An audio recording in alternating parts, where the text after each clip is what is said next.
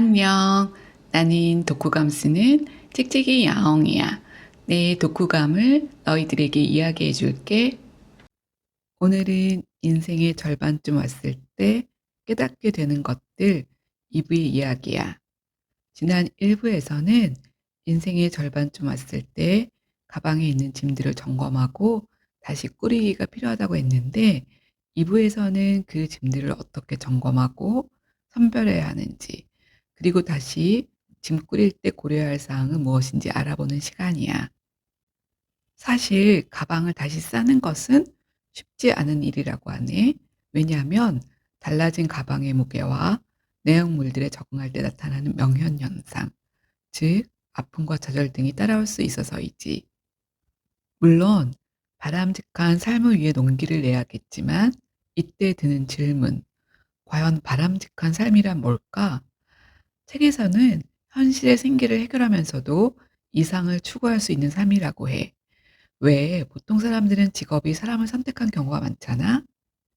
하지만 삶은 계획대로 되지 않고 생계 때문에 선택한 직업이 굴레가 되어서 우리를 힘들게 하는 거지.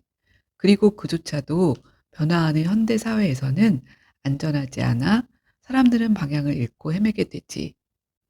그럼 제대로 된 일을 하기 위해서는 어떻게 해야 할까? 저자는 아래 세 가지 질문을 해보라고 조언해. 첫째, 당신은 어떤 환경에 있을 때 가장 자연스러운가? 둘째, 당신이 가진 재능은 무엇인가? 셋째, 당신은 무엇에 열정을 품고 있는가?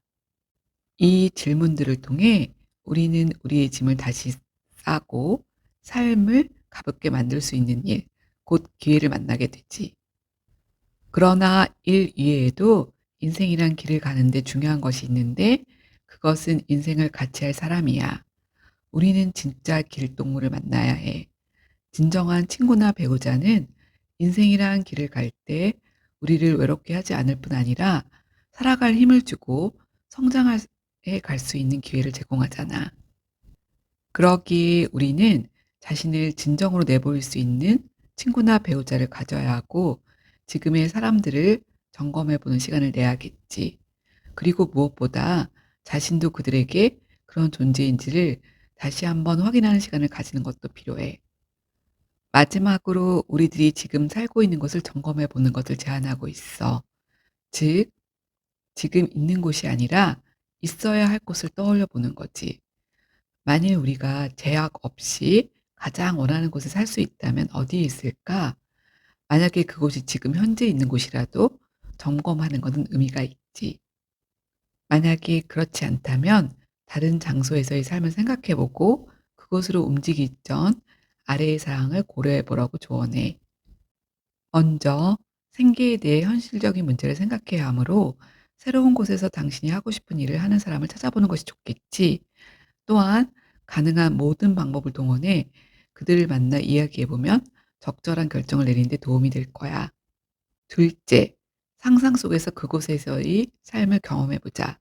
즉 인터넷이나 그 지역을 중심으로 한 동호회, 지역 정보 사이트, 사진 동영상을 활용해 그 지역 주민이 된 자신을 상상해 보는 거지. 셋째, 그곳으로 주말 여행을 떠나자. 결정을 내린다기보다는 긴장을 풀고 지역 주민을 만나 식당, 오락, 교육 등에 대해 알뜰히 물어보라고 하네. 넷째, 그곳에 좀 더 긴 시간을 보내자. 다시 한번 찾아가 부동산도 알아보고 고려할 사항을 조사하고 이웃이 될 만한 사람들과 적극적으로 이야기를 나눠보는 거야.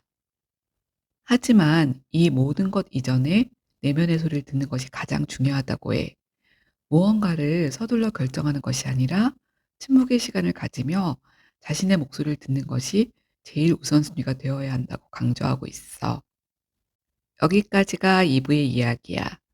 요즘 유튜브에서 자취하는 사람들의 집을 소개하는 프로를 자주 시청하고 있어. 우연히 말레이시아에서 한국 TV가 나오지 않아 유튜브를 이리저리 보기 시작했는데 이제는 거의 매일 보는 영상이 되었지.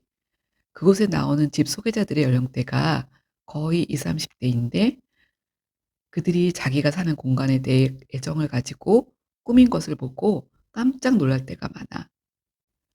나는 내가 무엇을 좋아하는지도 모르고 특히 집이라는 공간을 어떻게 꾸며야 할지 아직도 감이 잘 안 오는데 요즘 MZ들은 얼마나 똑똑하고 지혜로운지. 물론 넓은 공간을 잘 꾸민 집도 좋지만 그것보다 3 에서 10평 정도 되는 공간을 알차게 꾸미고 야무지게 살림까지 하는 모습을 보며 많은 걸 배워. 이 책을 읽으며 그리고 그 유튜브를 보며 정말 내가 가지고 있는 것들이 너무 많고 더 이상 소비를 위한 삶을 지향해야겠다는 결심이 점점 들고 있어. 무엇보다 그런 것 이외에 내 삶을 충만하게 해 주는 것이 무엇인가를 깊이 생각하는 중이야. 아침 저녁으로 쌀쌀하지만 낮에는 햇살이 따스하고 걷기 너무 좋은 나날이야. 천천히 짙어가는 가을을 만끽하길 바라며 곧 만나. 빠빠이.